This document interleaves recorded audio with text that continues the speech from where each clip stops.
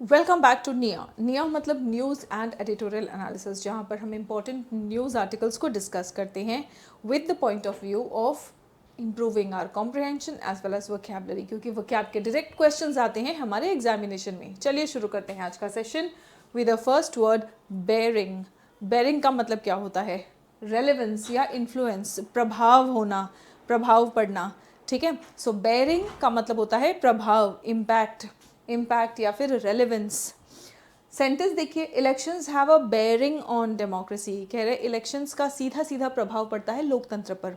Elections have a bearing on democracy, इसके साथ में फिक्स्ड प्रेपोजिशन आता है ऑन। ठीक है, इसका एंटोनिम देखिए, इररेलेवेंस। प्रभाव तब पड़ेगा जब संबंधित होगा, रेलेवेंस होगा, है ना। इररेलेवेंस इनसिग्निफिकेंट, जब कुछ इंपॉर्टेंट नहीं है तो प्रभाव नहीं पड़ेगा, या संबंधित नहीं है तब प्रभाव नहीं पड़ेगा। तो इररेलेवेंस और इनसिग्निफिकेंस ये इसके एंटोनिम्स हो गए। ठीक है, सो सीधी सीधी बात, बेयरिंग का मतलब होता है इन्फ्लुएंस यानी कि प्रभाव। ठीक है, then coming to the next word, incumbent. Incumbent, this is ENT ending word है, सफिक्स से आपको पता चल जाता है कि ये एडजेक्टिव है। पार्ट्स ऑफ स्पीच समझना क्यों ज़रूरी है बच्चों? हर एक वर्ड के साथ में पार्ट्स ऑफ स्पीच समझते जाओ।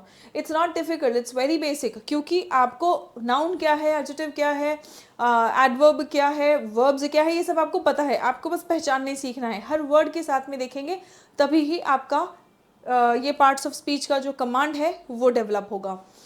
जानना ज़रूरी क्यों है? देखो, वोकैबुलरी आप मीनिंग के अकॉर्डिंग सेंटेंस में एडजस्ट कर लेते हो, डिसाइड कर लेते हो कि ठीक है इस सेंटेंस में ये वोकैब आएगा।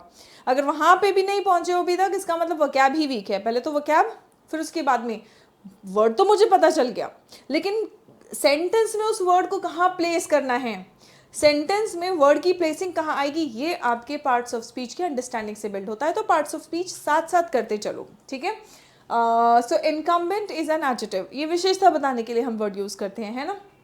मतलब पदधारी, जो अभी फिलहाल मौजूदा स्थिति में करंट ऑफिस होल्डर है। ठीक है, तो उसको हम कहेंगे इनकम्बेंट, ऑफिस होल्डर या फिर लीडर। अब आप देखिए, ये जनाब जो है वो अपनी कुर्सी पे बैठे हैं, यानी कि अभी फिलहाल ये इनकम्बेंट है इस कुर्सी के लिए। ठीक है, मतलब करंट ऑफिस होल्डर, पदधारी इसीलिए कहा जा रहा है। ठीक है, so office holder, leader. Incumbents were voted out. Incumbents were voted out मतलब जो अभी फिलहाल जिस सीट पर हैं उनको वोट आउट कर दिया गया, मतलब उनको निकाल दिया गया। अभी तो हैं लेकिन अगले टर्म में वो नहीं होंगे। ठीक है, एंटोनिम क्या है? चैलेंजर या आउटसाइड। इनकम्बेंट जो अभी फिलहाल पोजीशन में है, चैलेंजर और आउटसाइडर जो उस पद का या उस कुर्सी का दावेदार है। ठीक है, the next word is cloud. बहुत ही प्यारा सा वर्ड है, लेकिन बहुत इंपॉर्टेंट वर्ड है। This is a noun. आपको सफिक्स से नहीं पता चलेगा, आपको इसको इसके मीनिंग से पता करना पड़ेगा। इन क्लाउड का मतलब होता है इन्फ्लुएंस, पावर। ठीक है, सो पावर, अथॉरिटी। ठीक है, so that's called cloud. Weakness और इनसिग्निफिकेंस इसके एंटोनिम्स हो जाएंगे। आपके पास पावर या अथॉरिटी कब होता है? जब आप वीक होते हो तब नहीं, वीक हो तो ये पावर का एंटोनिम है। ठीक है, अथॉरिटी है अगर आपके पास, अथॉरिटी है मतलब कोई भी चीज़ हो रहा है और उस पर निर्णय लेने का अगर आपके पास पावर है तो अथॉरिटी है, नहीं है तो इनसिग्निफिकेंस है। ठीक है, दे लॉस्ट पॉलिटिकल क्लाउड, कह रहे हैं कि उनका पॉलिटिकल इन्फ्लुएंस, पॉलिटिकल प्रभाव जो है, जो राजनीतिक प्रभाव है वो खत्म हो गया, है ना। Come to the next one, which word means power और इन्फ्लुएंस। इनमें से कौन सा शब्द है जिसका मतलब है पावर या इन्फ्लुएंस, और इनमें से कौन से शब्द हैं जो नाउन है? आप मुझे कमेंट करके बताएंगे, कमेंट करके बताएंगे, तभी मुझे पता चलेगा कि आप ध्यान से सुन रहे हैं और समझ भी रहे हैं। और एक बार कमेंट कर देंगे तो ये वर्ड आपके लिए पक्का हो जाएगा बिल्कुल। ठीक है, the more senses we involve in learning the better the retention is. अगर आप लंबे समय तक याद रखना चाहते हैं तो जो चीज़ें सीखते जा रहे हैं बिल्कुल एक्टिवली सीखें, और उस सीखे हुए चीज़ के ऊपर कुछ एक्शन ले लें तो बिल्कुल लंबे समय तक वो याद रहता है। मेटिक्यूलस का मतलब क्या होता है? मेटिक्यूलस OUS एंडिंग वर्ड है, किसका सफिक्स है? चलो मुझे कमेंट करके बताओ। ठीक है, किसका सफिक्स है? कमेंट करके बताओ। मेटिक्यूलस का मतलब होता है जो सूक्ष्म, यानी कि छोटी सी छोटी बारीकी पर ध्यान दे, वेरी केयरफुल, है ना, डिटेल्ड, प्रिसाइज, एंटोनिम क्या है? जो लापरवाह हो, जो छोटी छोटी बातों पे ध्यान नहीं देते हैं वो लापरवाह होते हैं, है ना। अच्छा, छोटी छोटी बातों पे रियल लाइफ में हम कहते हैं अरे क्या छोटी छोटी बातों पे ध्यान दे रहे हो, वो वाली छोटी छोटी बातें नहीं, किसी काम से संबंधित, अगर किसी काम की बात अगर कर रहे हैं ना, तो हर बारीकी पर ध्यान देना, that is called being meticulous, that is called being detailed and precise, ठीक है। केयरलेस या रफ एंटोनिम है इसका। The party did meticulous planning, party ने बहुत ही बारीकी से प्लानिंग की, है ना, बहुत ही बारीकी से प्लानिंग की। देखिए यहाँ पे ये भी बहुत ही बारीकी से हर डिटेल को स्कैन करके, हर डिटेल को ध्यान में रखते हुए स्कैनिंग कर रहे हैं और प्लानिंग कर रहे हैं, ठीक है। सब्स्यूम्ड, सब्स्यूम्ड का मतलब क्या होता है? इंक्लूड कर लेना, अपने अंदर समा लेना, समाहित कर लेना, ठीक है। सो सब्स्यूम, अब्जॉर्ब कर लेना, इंक्लूड कर लेना, अपने में शामिल कर लेना, दैट्स कॉल्ड सब्स्यूम, ठीक है। एंटोनिम क्या है? हटा देना, बाहर निकाल देना, सेपरेट करना या फिर एक्सक्लूड करना। Regional politics was subsumed, regional politics जो है वो सब्ज्यूम हो गया, मतलब समाहित हो गया किसमें? नेशनल पॉलिटिक्स में, ठीक है। Books are are best buddies, देखो ये जो है ये बुक में समाहित हो गए हैं, इन्वॉल्व हो गए हैं, सब्ज्यूम हो गए हैं, right. Coming to the next one now. Susceptible, IBLE ending word, IBLE ending word, ABLE ending word, ये दोनों भी suffix है बच्चों adjectives के, ये दोनों भी suffix किसके हैं? adjectives के, ठीक है। Susceptible मतलब बहुत आसानी से प्रभावित हो जाना, ठीक है। प्रभाव, influence, clout, हमने आज ही ये वर्ड पढ़ा है ना, जो बहुत ही आसानी से प्रभावित हो जाता है उसको हम कहते हैं ससेप्टेबल, ठीक है। उसे हम क्या कहेंगे? ससेप्टेबल। वल्नरेबल, बहुत इंपॉर्टेंट वर्ड्स है, ये आपके एग्जाम में आ चुके हैं। वल्नरेबल और आगे भी आते रहेंगे। व्हेनेवर आई से ये आपके एग्जाम में आ चुका है, इसका मतलब ये नहीं कि इसकी वैलिडिटी खत्म हो गई, हो गया अब तो आगे अब नहीं आएगा, नहीं। ये कुछ ऐसे वर्ड्स होते हैं जो कई बार एग्जाम में रिपीट होते हैं। क्यों? क्योंकि ये बार बार आपके रिपोर्ट्स में, आपके डेली लाइफ में रिपीट होते हैं एंड एग्जामिनर चाहता है कि भाई इन वर्ड्स की नॉलेज आपको हो, इसीलिए ये बार बार पूछे जाते हैं, ठीक है। वल्नरेबल, सेंसिटिव, एंटोनिम क्या है? रेजिस्टेंट या फिर स्ट्रॉन्ग। जो रेजिस्टेंट होता है, स्ट्रॉन्ग होता है, वो आसानी से प्रभावित नहीं होता है। सेंटेंस देखते हैं। Voters were susceptible to pressure, voters जो है वो प्रेशर के लिए वल्नरेबल थे, ससेप्टेबल थे, मतलब अगर उन पर दबाव डाला जाए तो वो प्रभावित हो जाते, है ना, दबाव डाला जाए तो वो प्रभावित हो जाते हैं। The voters were susceptible to pressure, susceptible के साथ में, वल्नरेबल के साथ में, दोनों के साथ में फिक्स्ड प्रेपोजिशन आता है टू, फिक्स्ड प्रेपोजिशन आता है टू।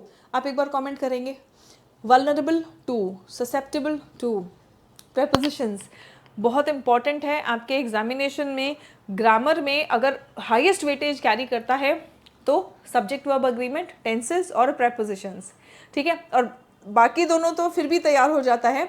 आपका ये जो प्रेपोजिशन वाला पार्ट है ना, वोकैब की तरह चैलेंजिंग है, बिकॉज बहुत वास्ट है, तो जल्दी ये तैयार नहीं होता है। लेकिन ये कुछ ऐसे वर्ड्स हैं जो डेफिनेटली रिपीट होते हैं, तो आप मुझे कमेंट करके बताएंगे। वल्नरेबल टू, ससेप्टेबल टू, ठीक है। चलिए, come to the next one. Which word means very careful and detail oriented, very careful and detail oriented, हर बारीकी पर ध्यान देकर काम करना। इनमें से कौन से शब्द का मतलब है और इसमें कितने एडजेक्टिव्स आपको दिख रहे हैं?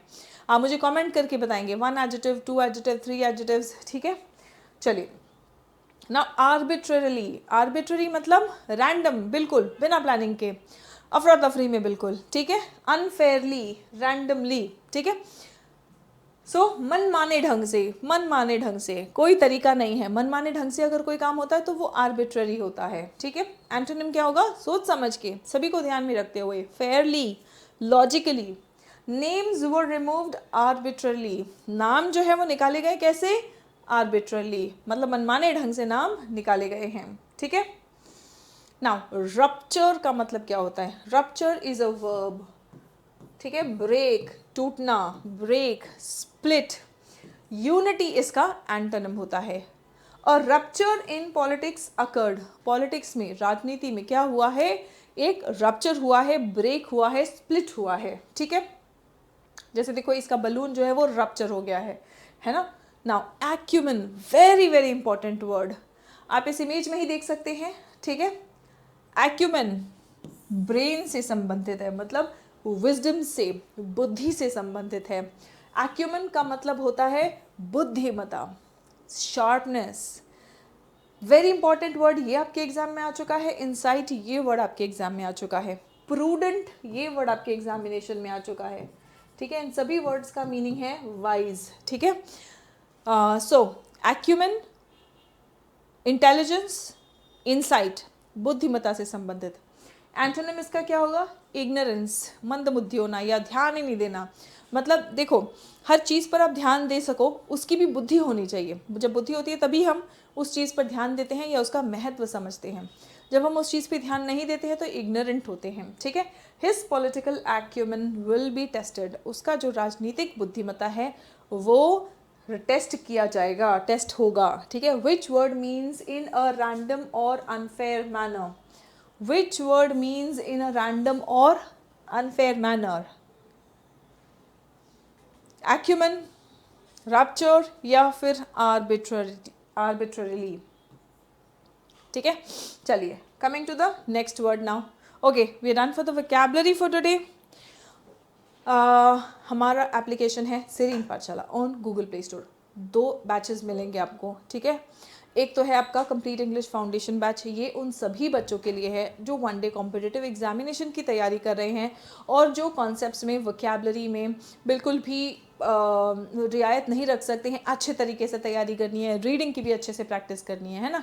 ये नहीं कि चलो ये नहीं करेंगे तो चल जाएगा, no, you have to focus on everything and that focus has been maintained in the complete English foundation batch, because here you will get 200+ hours of content, ठीक है। 200 से भी ज़्यादा आपको वीडियोस यहाँ पे मिलेंगे जिनमें grammar, vocabulary, comprehension, parajumbles, cloze test, सभी कुछ का theory plus practice based on previous years अच्छे तरीके से इन डिटेल कराया गया है। Second is the spoken English express batch which deals with your communication skills. If you want to improve your communication skills, this is the batch for you. You don't have to learn everything, but जो आप सीखेंगे वो आपको बेहतर तरीके से सीखना है, मतलब बहुत सारा प्रैक्टिस करना है, which is being done in this batch. And for the IB students, IB वाले जो भी बच्चे हैं, Tier 2 का result, I know you are awaiting the results, but the moment your results are declared, फटाफट आप लोग अपना सीट बुक कर लेंगे, क्योंकि हमारे पैनल मेंबर्स का स्लॉट्स लिमिटेड है, सीट्स फास्ट बुक हो जाती हैं। अभी तक जो है जितने भी Tier 2 के बच्चे होते थे वो सभी Tier 3 का एग्ज़ाम देते थे, है ना। तो सीट्स फटाफट जल्दी बच्चे बुक कर लेते थे जो भी Tier 2 के लिए क्वालिफाई हुए हैं। लेकिन इस बार जो Tier 2 क्वालिफाई होंगे, मतलब पहले Tier 2 वाले बच्चे Tier 3 देते ही थे, लेकिन अब ऐसा है कि Tier 2 भी क्वालिफाइंग कर दिया है, जो इसको क्वालिफाई करेंगे वही Tier 3 तक जाएंगे। तो जैसे ही आपका Tier 2 का रिजल्ट आएगा फटाफट आप अपनी सीट्स बुक कर लेंगे, ठीक है। अब आ जाते हैं अपने आर्टिकल पर, lost and found, lost and found on the 2026 assembly elections, ठीक है। हम बात कर रहे हैं 2026 के असेंबली इलेक्शंस की, lost and found. The NDA मतलब National Democratic Alliance's success in Bengal and Assam is partly offset by its failure in Tamil Nadu and Kerala. कह रहे हैं कि यहाँ पर कामयाबी मिली है और वहाँ पर कामयाबी नहीं मिली है, तमिलनाडु और केरला में, है ना। तो पार्टली ऑफसेट हो गया है। This results of the 2026 assembly elections in Assam, West Bengal, Tamil Nadu, Kerala and Puducherry highlight several factors that have a bearing on, मतलब bearing मतलब influence होना, प्रभाव होना। तो ये इन राज्यों के इलेक्शंस ने एक कई फैक्टर्स, एक नहीं सेवरल फैक्टर्स को जो है वो हाईलाइट किया है, और ये वो फैक्टर्स हैं जो प्रभाव डालते हैं भारत के, इंडियाज़ डायरेक्शन, भारत की दिशा में कई तरीके से ये प्रभाव डालते हैं, ठीक है। भारत की दिशा कैसी है? As a secular democratic federal republic in Assam and Puducherry the BJP and its partners retained power. Assam और पुदुचेरी में BJP और BJP के जो पार्टनर्स हैं उनके पास पावर रिटेन हुआ है। While in the other 3 states, बाकी 3 स्टेट्स कौन से हैं? इनकम्बेंट्स वर स्वेप्ट अवे। स्वेप्ट अवे मतलब बस सफाया हो गया, है ना। स्वीप करना मतलब सफाई करना। तो इनकम्बेंट्स मतलब जो अभी मौजूदा पोजीशन पे हैं, तो जो अभी ऑलरेडी पोजीशन पे उनका सफाया हो गया in the other 3 states in a strong current of changed popular opinion. जो पॉपुलर ओपिनियन है ये स्ट्रांगली चेंज हुआ है और उसी में इनका सफाया हो गया है। In Assam for the first time the BJP crossed the half way mark. Assam में पहली बार BJP ने हाफ वे मार्क क्रॉस किया है। हाफ वे मार्क कितना था? 64 सीट्स का, ऑन इट्स ओन, वो भी खुद से, and with its partners 101 partners के साथ मिलके 101 सीट्स इन्होंने जीती है in the 126 member assembly. 126 member assembly है और इसमें 64 जो मिड वे मार्क है वो पहली बार उन्होंने अपने दम पे पार कर लिया है, और पार्टनर्स के साथ में तो 101 पर है। For the Congress this is its worst performance. Congress दिन पर दिन इनका परफॉर्मेंस और बद से बदतर होते जा रहा है। उसके लिए वोकैबुलरी क्या है? डिटीरियोरेट, बद से बदतर होते जाना, खराब है और ख़राब होते जा रहा है, और इतना ख़राब हो गया है कि ये अभी तक का इनका वर्स्ट परफॉर्मेंस था। For the Congress this is its worst performance, even lower than it's 1985 tally. 1985 में जितना था वो अब तक का लोएस्ट था, उससे भी ख़राब है ये। In the aftermath of the Assam agitation, the regional outfits that were part of the Congress-led alliance, जो Congress-led alliance के regional जो partners थे, including the राइजोर दल and Assam जातीय परिषद, were rooted, जड़ से ही उखाड़ दिया गया, while those within the NDA, the National Democratic Alliance, chiefly the Assam Gan Parishad and the Bodoland People's Front, managed to win a few seats. इनको कुछ seats मिले, though they now have a little clout given the BJP's outright majority. लेकिन क्योंकि BJP outright majority में है तो उनसे जुड़ के इनका कुछ क्लाउट है, यानी कि इनका कुछ इन्फ्लुएंस है, इनका कुछ पावर है। Chief minister Himanta Biswa Sarma has reinforced his position in the state. इन्होंने रीइंफोर्स करना मतलब दोबारा से मजबूत कर देना in the state through a mix of polarising communal rhetoric का यूज़ करके इन्होंने रीइंफोर्स कर दिया है अपना पोजीशन। एंड रीडिस्ट्रीब्यूशन स्कीम्स इन कुछ चीज़ों की वजह से इन्होंने अपना पोजीशन जो है वो रीइंफोर्स कर दिया है। Congress leader Gaurav Gogoi lost his own seat. Congress के लीडर जो गौरव गोगोई हैं, इनकी तो अपनी भी सीट चली गई, पार्टनर्स की तो दूर की बात है। In West Bengal the BJP has achieved decisive का मतलब होता है निर्णायक। In West Bengal, the BJP has achieved a decisive victory through long-term planning, aided by the state's political history. A tainted election process, tainted मतलब इलेक्शन प्रोसेस को वहाँ पे अक्सर बदनाम किया जाता है ना। तो कहते हैं कि वहाँ पे जो डिसाइसिव विक्ट्री मिली है, कैसे? लॉन्ग टर्म प्लानिंग के साथ में। ये नहीं कि बस अभी उठ के सोचे कि हाँ ठीक है चलो हम वहाँ पे इलेक्शन जीतेंगे और जीत गए। लॉन्ग टर्म उन्होंने प्लानिंग किया, ठीक है। स्टेट का पॉलिटिकल हिस्ट्री ध्यान में रखते हुए वहाँ के इलेक्शन प्रोसेस पे हमेशा आरोप लगता रहता है, tainted election process and the exhaustion of the Trinamool Congress, TMC का वहाँ पे एग्जॉशन मतलब होता है ना कि एग्जॉस्ट हो जाना, मतलब ख़त्म हो जाना। पॉलिटिक्स, टीएमसी का जो पॉलिटिक्स है वहाँ पे ख़त्म हो चुका है, उसका रेलेवेंस नहीं रहा। That had run its course. Bengal has been home to India's national movement. अगर आप बात करेंगे तो नेशनल मूवमेंट के समय में बंगाल से बहुत सारे इंटेलेक्चुअल्स थे, जिन्होंने इंटेलेक्चुअल्स हो गए, रिफॉर्मर्स हो गए, मैक्सिमम लोग जो आए थे वो बंगाल से ही आए थे, है ना। सो बंगाल का एक बहुत अहम रोल रहा है इंडिया के नेशनल मूवमेंट में and to Hindutva ideas long before they spread elsewhere. Hindutva के जो विचार हैं वो दुनिया में और कहीं जाएं उससे पहले बंगाल से शुरू हुए थे। And has carried a strong sense of regional identity. Bengal, वैसे तो इंडिया में हर रीजन का एक strong sense of regional identity होता है, और बिल्कुल वैसे ही बंगाल में भी रहा है। The BJP through years of meticulous organisation, कई सालों से हर बारीकी पर ध्यान देते हुए बीजेपी ने वहाँ पे जो है ऑर्गेनाइजेशन किया, converted a threshold population of the state to its totalizing nationalist narrative. Having subsumed the regional politics of Maharashtra, Assam and Odisha, it had set its sights. Subsumed मतलब देखो, regional politics, India is a diverse country और India में हर reason में regional politics चलता है। तो regional politics को नेशनल पॉलिटिक्स में समाहित कर लेना, तो कई राज्यों में उन्होंने किया, जैसे महाराष्ट्र, असम, उड़ीसा, यहाँ सब जगह उन्होंने जो रीजनल पॉलिटिक्स है उसको नेशनल पॉलिटिक्स में समाहित कर लिया, और इसके बाद उन्होंने लक्ष्य रखा बंगाल पर and had set its sights on West Bengal with obsessive determination and has won. Obsessive determination क्या है? डिटर्मिनेशन मतलब हाँ वहाँ पे जीतना है, ऑब्सेसिव नहीं, यहाँ पे जीतना ही है ना। ऐसा एक बिल्कुल ऑब्सेसिव डिटर्मिनेशन के साथ में उन्होंने मेटिकुलस प्लानिंग की बहुत लंबे समय से, और उन्होंने जीत भी हासिल की। The TMC faces existential danger, existential मतलब उनकी मौजूदगी पर ही अब खतरा मंडरा रहा है कि अब टिकेंगे भी नहीं, होंगे भी या नहीं, ठीक है। सो टीएमसी के ऊपर अब एग्जिस्टेंशियल डेंजर है। With its founder leader Mamata Banerjee at 71, जो उनकी फाउंडर लीडर हैं उनकी भी एज हो गई है, 71 पे हैं। एंड इट्स कार्डर एंड वोटर्स नाउ ससेप्टेबल, और क्योंकि उनकी वो काफ़ी सीनियर हैं तो उनका जो कार्डर है और उनके जो वोटर्स हैं वो वल्नरेबल है, मतलब आसानी से प्रभावित हो सकते हैं।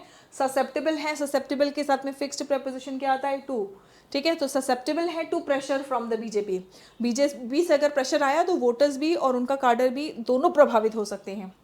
This election was also the most attended in India's elections, India में जो इलेक्शंस हुए हैं बदनाम, दाग, अटेंटेड मतलब धब्बे वाला, तो कह रहे हैं कि ये इलेक्शन सबसे ज़्यादा धब्बे वाला रहा है। After around 27 lakh people were arbitrarily removed, कह रहे हैं 27 लाख लोगों को आर्बिट्रली बिल्कुल रिमूव कर दिया गया था from the electoral rolls. And the Supreme Court of India took an unhelpful view of the that grave assault.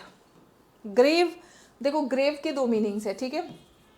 ये एक नाउन की तरह भी यूज़ होता है और एक वर्ब की तरह भी यूज़ होता है। जब वर्ब की तरह यूज़ होता है तो इसका मीनिंग होता है गंभीर, सॉरी वर्ब नहीं, एडजेक्टिव, ठीक है,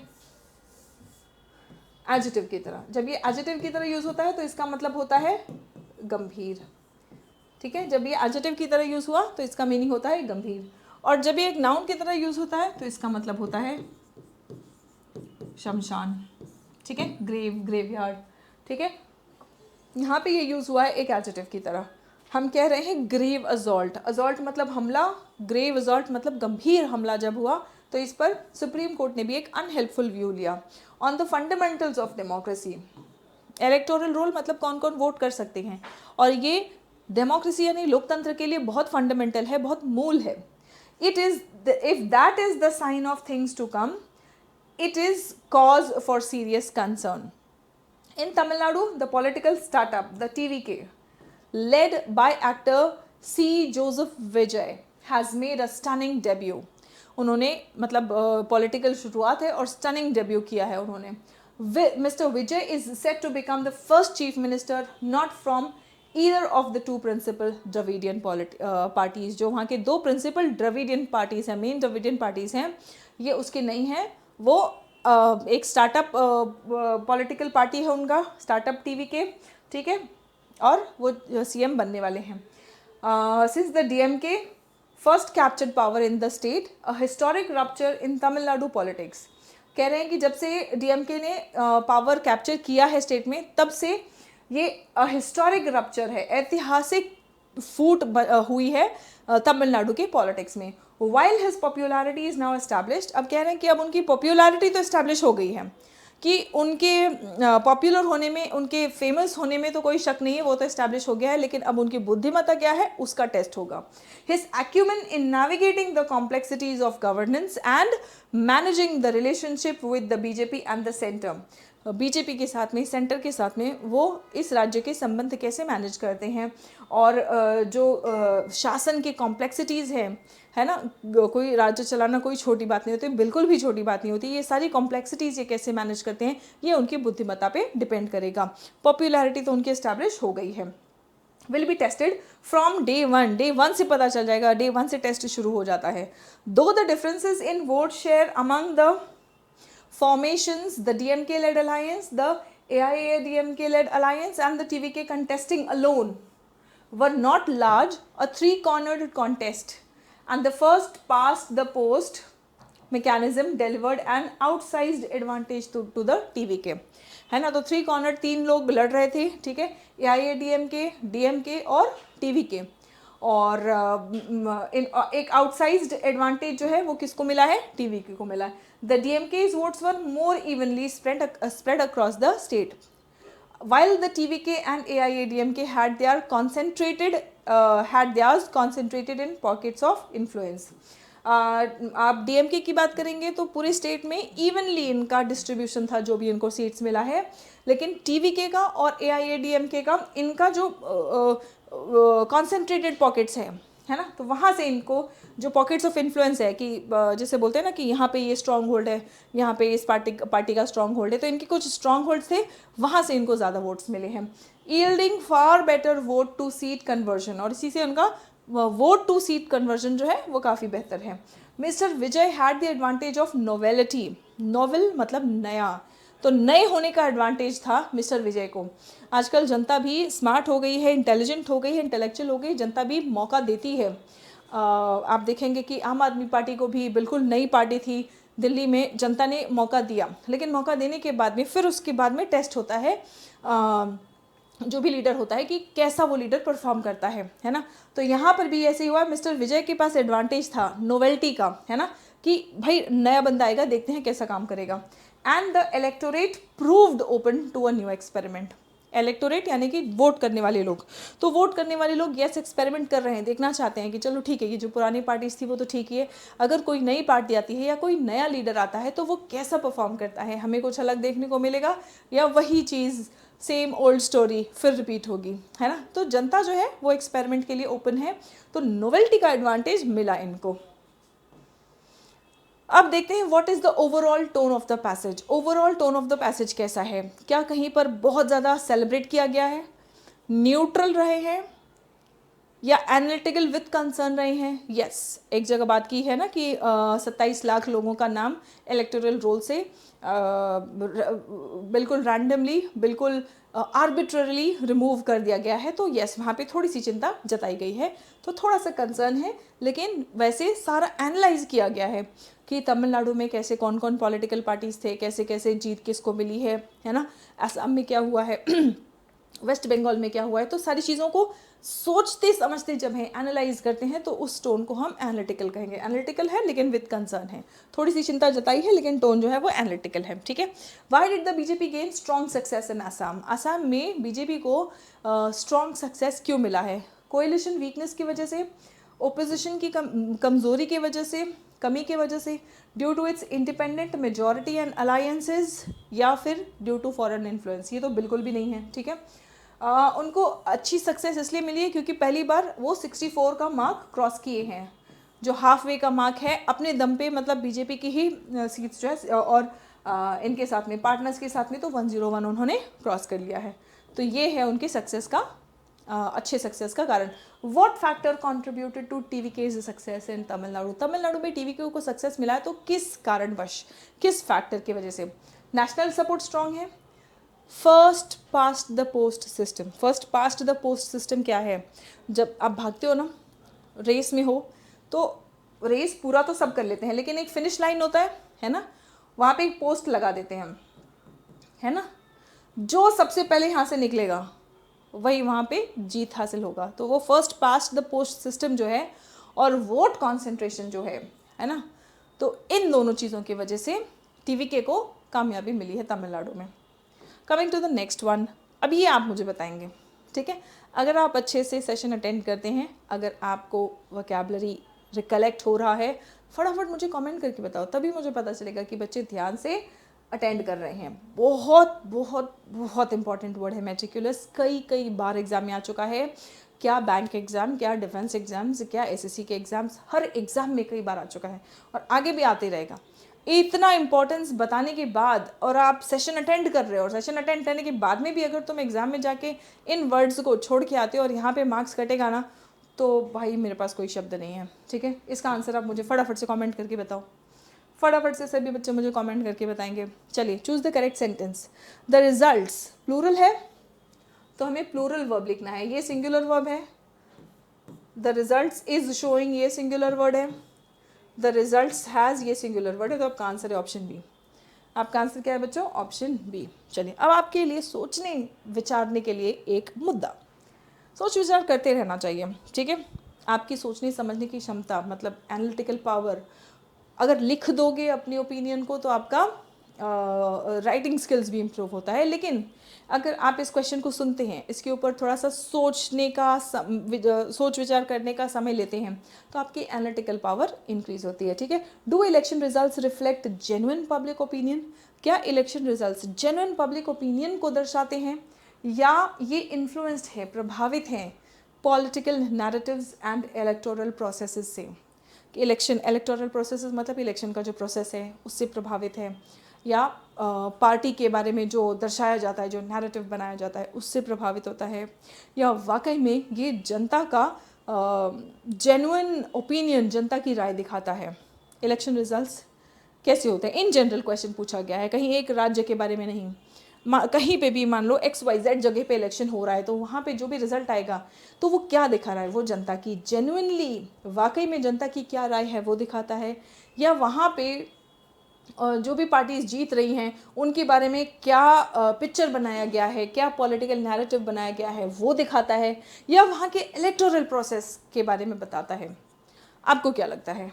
सोचिए, समझिए, ठीक है।